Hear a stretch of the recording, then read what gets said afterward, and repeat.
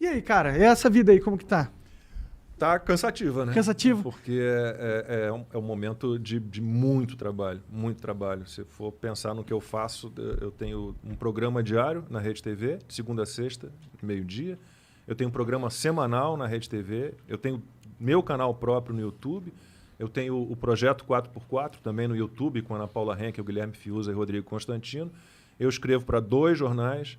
Eu estou preparando o texto original do meu último livro, que eu estou relançando por uma outra editora. Estou preparando o meu curso de jornalismo. Estou preparando um outro livro, um inédito, para o ano que vem. Pô, tá trabalhando pra cacete. Meu dia ficou curto. 24 horas não tá dando. Não tá dando.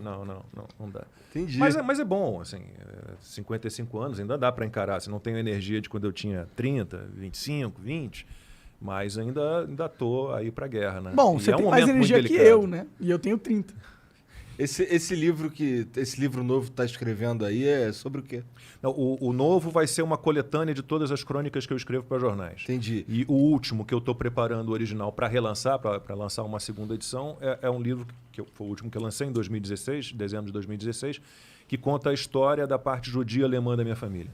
Parte do meu pai, parte da família do meu pai. O pai do meu pai era um judeu alemão que veio em 34 para o Brasil, foi um dos primeiros a perceber ali o perigo que surgia com o Hitler, né, porque muitos judeus demoraram um pouco a perceber.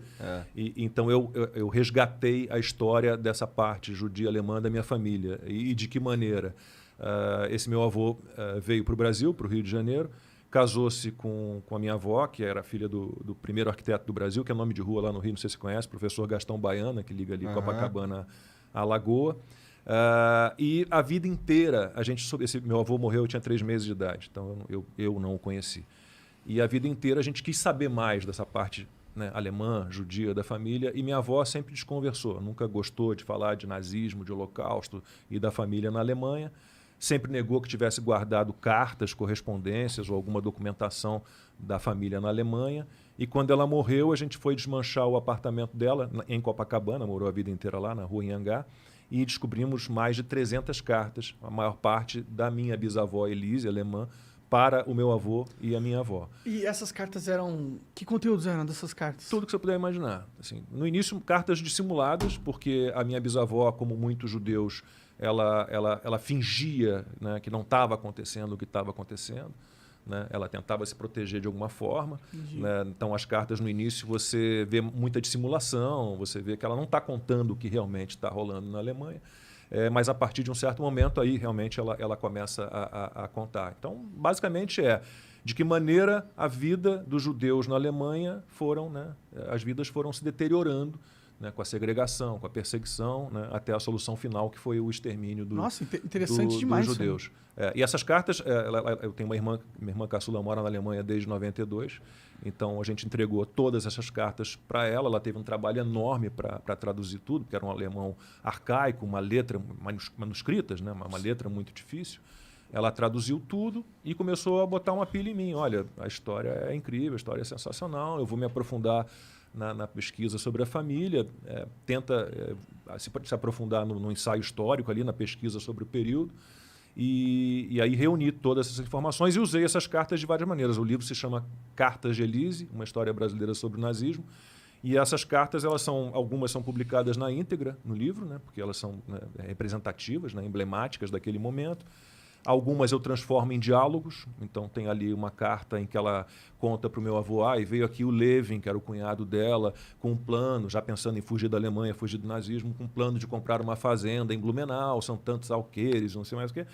Aquela carta, publicá-la integralmente seria chato, então eu imagino o encontro do Levin com ela e eu faço um diálogo entre os dois. Então é um livro que tem uma carinha de romance, é uma história real, mas tem uma cara de romance, e algumas cartas só me deram informações, né, que eu diluo no texto. Isso acho que são documentos históricos, né? Sim. Isso aí. Eu acho que tem até pesquisadores que teriam interessados, né? Tem vários livros assim, né, de descendentes que conseguem reconstruir, né, reconstituir a vida. E o legal é que era da tua família, né? Não, e o bacana é que é uma homenagem, porque, por exemplo, os judeus, os nazistas foram implementando ao longo dos anos, né, desde a ascensão de Hitler, várias leis, né, de segregação contra os judeus. Então, retiraram os judeus do serviço público, retiraram os judeus das universidades como alunos e como professores, proibiram os judeus de frequentar bibliotecas públicas, cinema, teatro. Então, isso tudo foi num processo muito violento. Até que chegou o ponto que fizeram com que os judeus mudassem os nomes, seus próprios nomes. Então, os judeus que tinham prenomes de origem não judaica, as mulheres eram obrigadas a incluir o Zahra, o Sara no nome. Pra você saber que o cara era judeu mesmo. Isso. Meu avô era Ernest, eu me chamo Ernesto em homenagem a ele, e ele virou Israel. Então, tiram a sua identidade, depois tornaram todos os judeus apátridas, então tiraram a pátria, eles não eram mais alemães.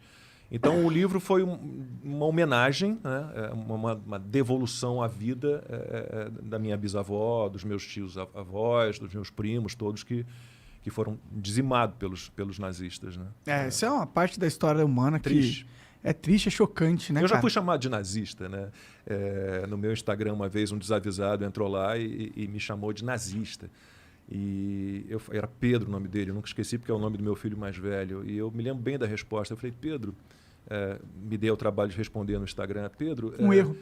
Pedro, eu poderia recomendar a você vários livros sobre o nazismo, vários livros. Mas eu vou recomendar apenas um. Cartas de Elise, uma história brasileira sobre o nazismo, que eu escrevi e conta a história da parte judia alemã da minha família, que foi dizimada pelos nazistas. Não tem nem como tu ser nazista, Aí porra. o menino entra, desculpa, eu não sabia da sua origem. Então tá, nazista não, mas seu direitinho é de merda. Tá, cara. Ué, é a mesma coisa, né? Nazista e direitinho ali, ó, de merda. Pra uma galera é.